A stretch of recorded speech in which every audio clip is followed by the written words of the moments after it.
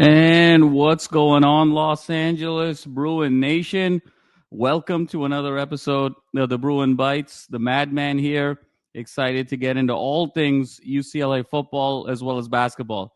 But before we begin, I just wanted to take some time to offer my best wishes, my hearts, my prayers to all of the individuals that have been suffering catastrophic losses with these unfortunate Los Angeles fires over the last week in the greater Los Angeles area. Obviously, the Pacific Palisades, Malibu has been affected, Pasadena, Altadena. We're now sort of heading into the San Fernando Valley and so forth. And so just my hearts and prayers go out to everyone.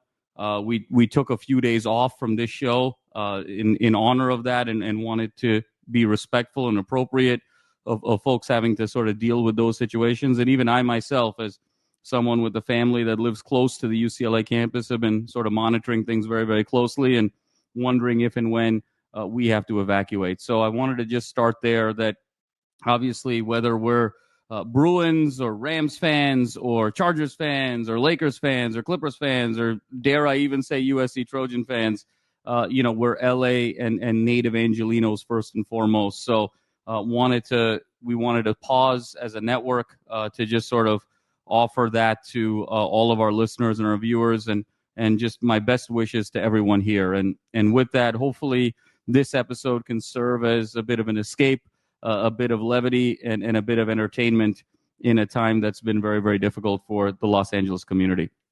And so with that, we'll dive in here, folks, and we'll start on the gridiron. Obviously, some really notable news with UCLA football over the past 7 or 8 days since we had our last recording. The first and foremost is a new commit from the transfer portal, Tykeist Crawford, 6'5", 324 pounds, played the last 4 years again at the University of Arkansas, which has kind of been serving as a nice pipeline for the Bruins.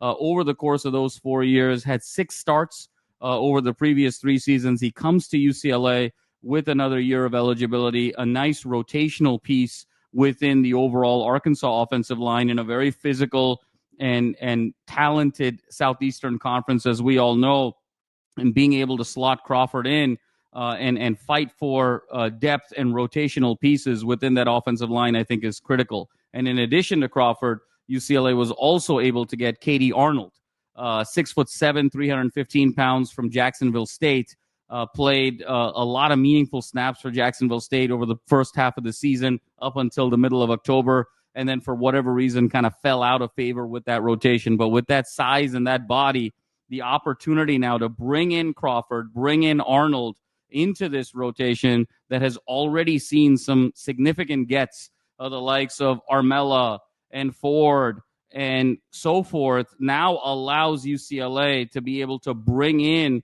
a really favorable offensive line going into Big Ten play. When you throw in the Youns of the world, the DeGiorgios of the world, now you're looking at a UCLA unit here with the offensive line that's 7 or 8 deep from an experience perspective. And now when you add the incoming freshmen and sophomores that haven't had a lot of experience, this is starting to look like a very credible Big Ten offensive line. So kudos to DeShaun Foster. This is the 5th offensive line get from the transfer portal. And really, this roster looks like it's set up for success on the offensive side of the trenches. And then the last get, we were looking for it. One of the gap areas that we were looking to address at running back, Anthony Woods, 5'10", 180 pounds, comes to UCLA from the University of Utah and the prior 2 years from the University of Idaho. Woods obviously didn't get an opportunity to play due to injury and have a snap with Utah over the course of the 2024 season,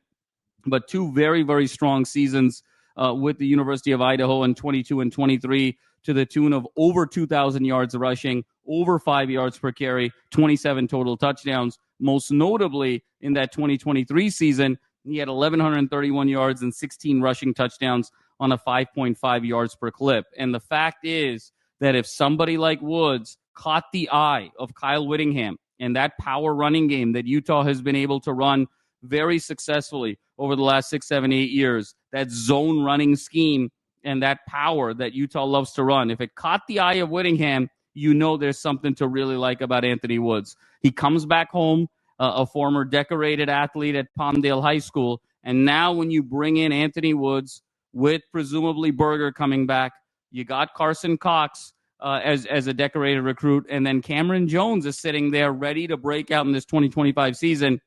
You've got 4 guys now at the running back position to really push each other and really fight for that RB1 and RB2 slot. So another terrific get for UCLA. I think now moving forward, probably want one more linebacker to go after and one more defensive line rotational piece. And if they can do that and be aggressive in that particular way, this roster is shaping up very, very nicely for the 25 season.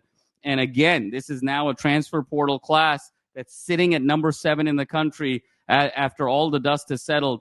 And you have to give Coach DeShaun Foster and his staff a ton of credit for all the success that the program has had over the last few weeks. And I think for fans, we have to sort of look at the silence in a lot of ways. You know, UCLA football hasn't been making as much noise on a day-to-day basis as perhaps some other programs over the course of the offseason and this transfer portal period and just overall the nature of recruiting today. And I think we have to look at that as a positive.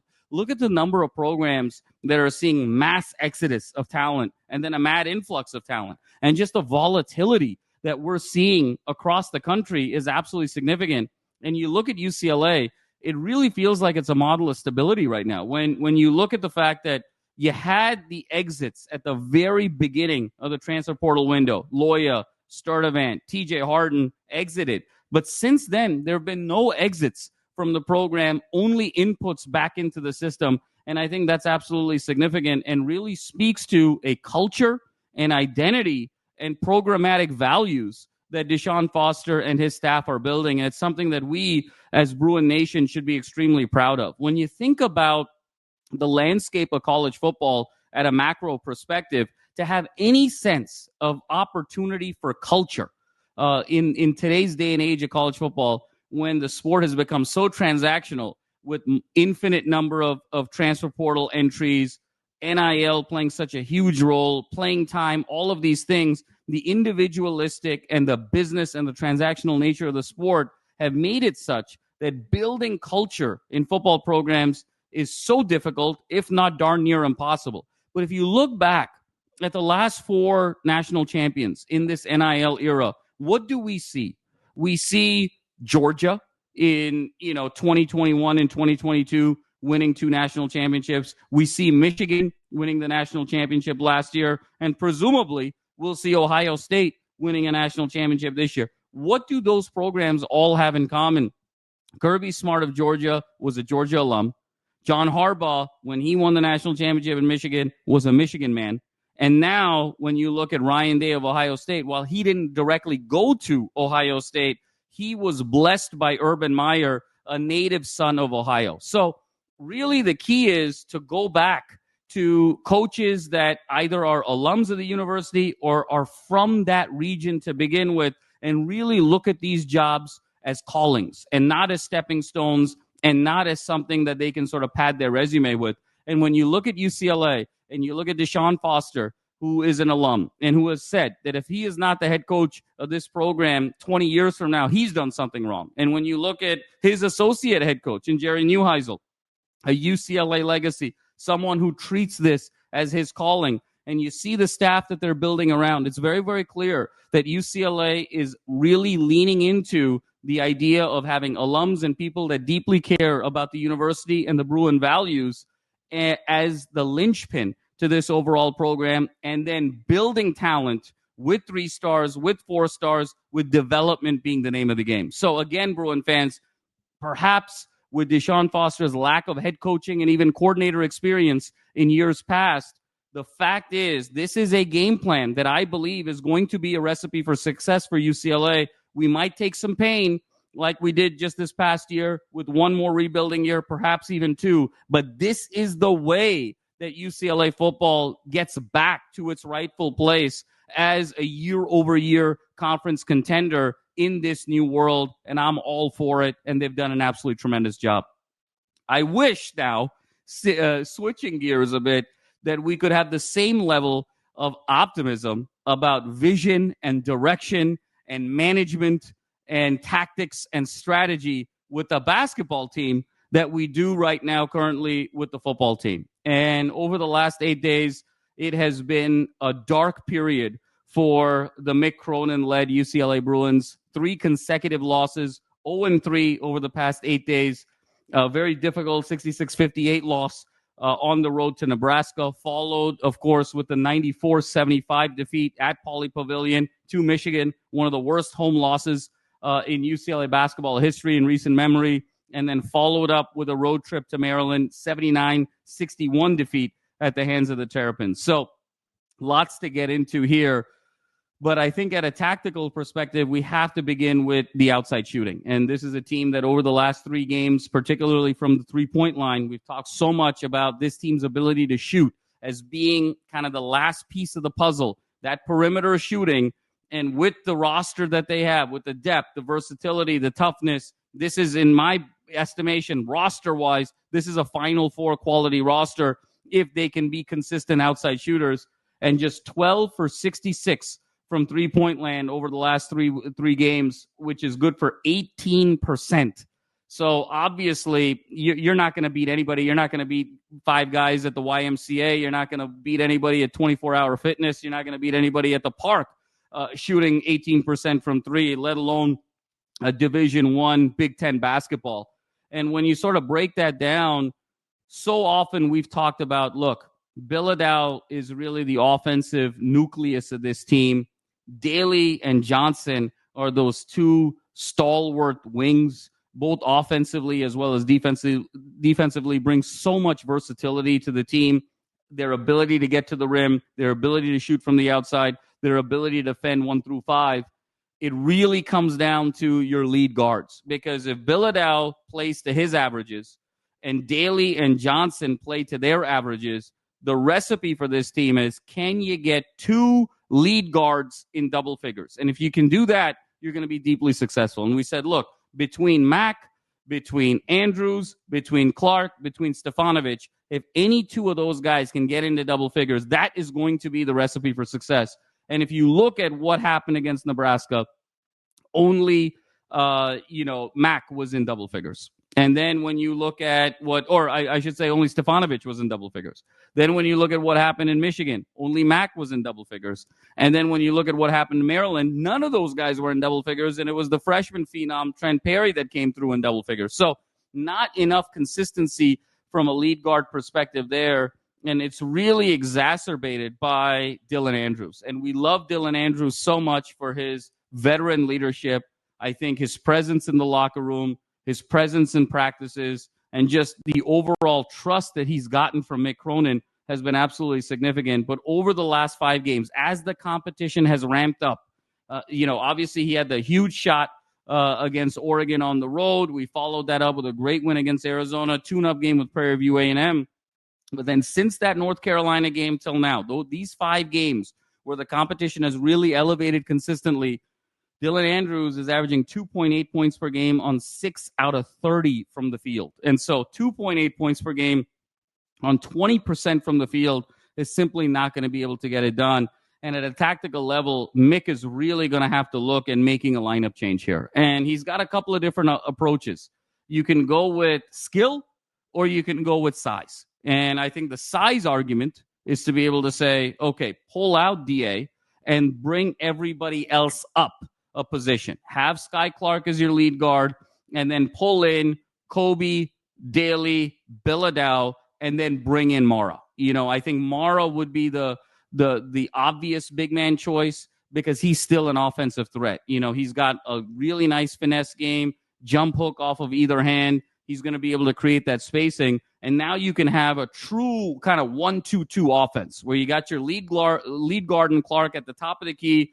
You got your 2 wings in Kobe and Daly, and then you got 2 guys on each side of the block in Bilodeau and Mara, and you can run all kinds of different action off of that. High pick and roll. You can, down screen. You can go high-low. There's a lot of different movement that you can have off of that.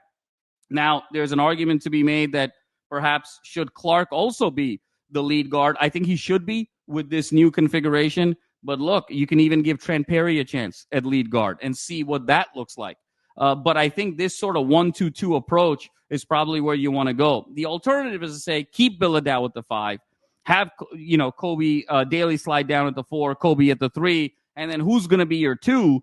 I think we've talked a lot about Mac as somebody who really thrives off the bench, as someone who's just going to kind of come in and attack and redefine sort of the energy of the game.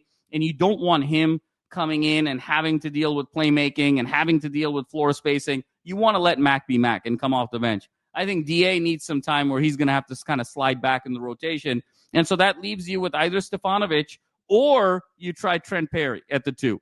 And I think there's arguments to be made on each side. Stefanovic, you just feel like if he's just a pure shooter with really good players around him, you just get the sense that I think his shooting is going to be taken to a different level. I just don't know if he's been put in the right positions. And so statistically and shooting percentage-wise, oftentimes it doesn't tell the story. I think there's an argument to be made for Stefanovic at the 2, and then you can try Perry at the 2 as well, but there could be some overlap with Sky Clark. So overall, I would be in favor of Stefanovic coming in to replace DA, or you go bigger with Mara at the 5, which I think is what the Bruins will ultimately have to do moving forward. So tactically, I think that's where Mick needs to go.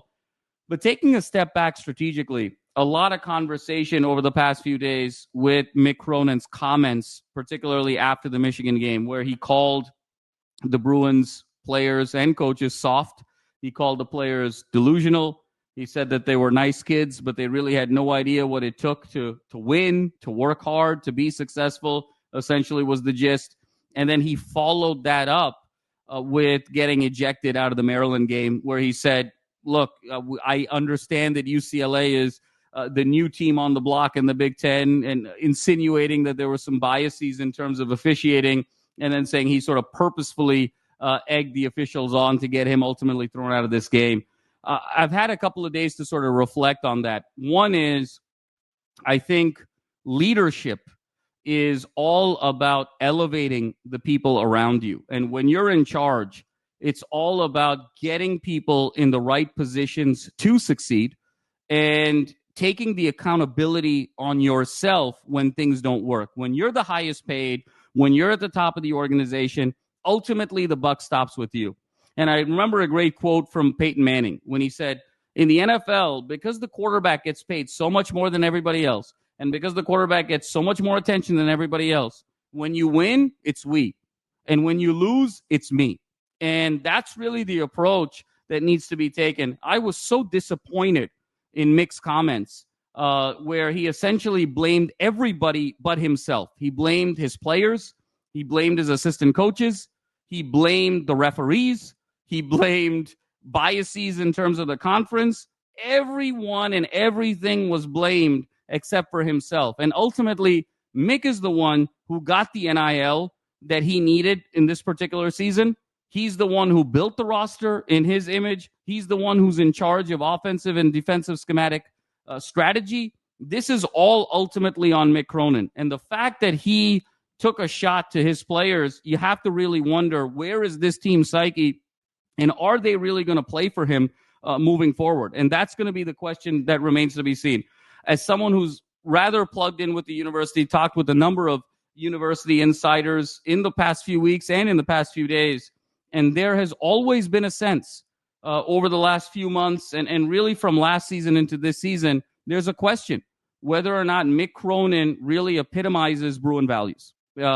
Given his demonstrative nature on the court, given the way he sort of attacks players, his own players, just given the overall sort of intensity that he brings. It's the things that we sort of love about him.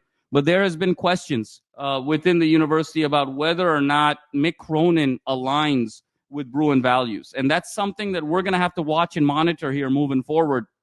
It's something that I think we've seen as almost a badge of honor in years past, where he's kind of the old school coach in a world where things have become so much more monetized and so much more professional oriented in terms of kind of NBA light, if you will, that Cronin has been sort of this breath of fresh air from sort of old school. But the combination of his lack of accountability for this team struggles, which, oh, by the way, this is a Final Four roster. Okay, so if you can't sort of get the best out of your players, what does that say about you as a head coach? The combination of that with the fact that he feels like, it's everybody but him. And also, has he sort of plateaued as a coach right now? Is Mick Cronin the coach that will take a subpar program and get them to play the right way and get them to be a Sweet 16 team? But is that his ceiling? Is he really the coach that is going to get you from the Sweet 16 to the Final Four and ultimately be a champion? What I see a team when it comes to kind of Mick Cronin basketball over the last few years is a team that looks very indecisive and very uncertain about what to do offensively. They look really tight and they look really nervous. They're so afraid to make a mistake that it causes hesitancy and it causes a lack of spacing and it causes a lack of identity from an offensive basketball perspective. And that is the reason that this team historically has lost so many leads over the years. When they've built up big leads, whether in the tournament, whether in the Pac-12 tournament, games against SC, big conference games, it's been that fear of not wanting to lose as opposed to going after it and trying to win it. So lots to monitor here with Mick.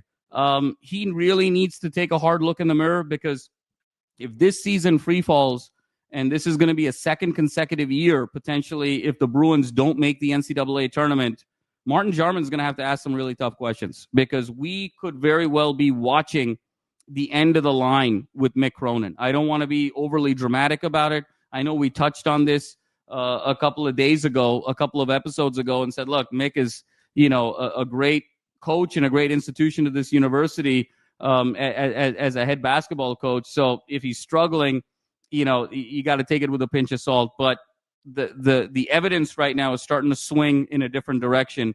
It's going to be really fascinating to see how his players play for him moving forward towards the end of this season and what he can get out of this group of players. And whether it's this year or whether it's next year, I think that's ultimately going to be the litmus test if Mick Cronin is the long-term solution for UCLA, because something's got to change. He's either got to change his offensive approach and let guys be a little bit more free-flowing and allow for mistakes, or B, he has to sort of change his demeanor with how he interacts with his players or how he interacts with the officials, or C, he's going to have to figure out bringing in potentially some assistants that can complement him in a way that will speak to recruits moving forward and into the future. So lots to monitor there.